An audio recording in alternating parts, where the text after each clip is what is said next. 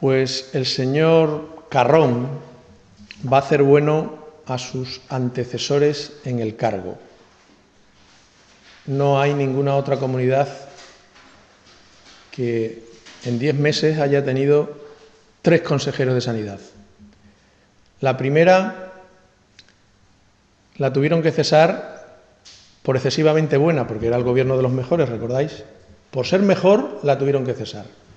Al segundo le tuvieron que cesar porque tenía demasiado empleo. Y el tercero ha llegado para enfrentarse con todos los sectores sanitarios. No hay un solo sector sanitario en Extremadura con el que no se haya enfrentado el señor Carrón.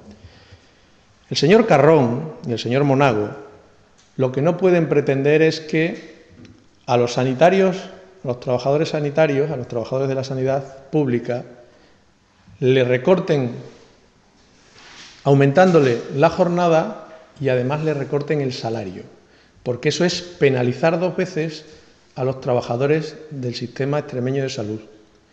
Si aumentar de 35 a 37 horas y media es una obligación porque es legislación básica, lo que no puede llevar aparejado también es que le suban 2 horas y media semanales la jornada y además le recorten el salario por haberle aumentado la jornada.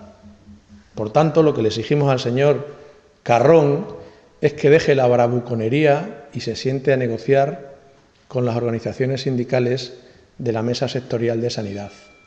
Que dejen de explotar doblemente a los trabajadores del sistema extremeño de salud y que cesen a los innumerables y camuflados asesores que tienen.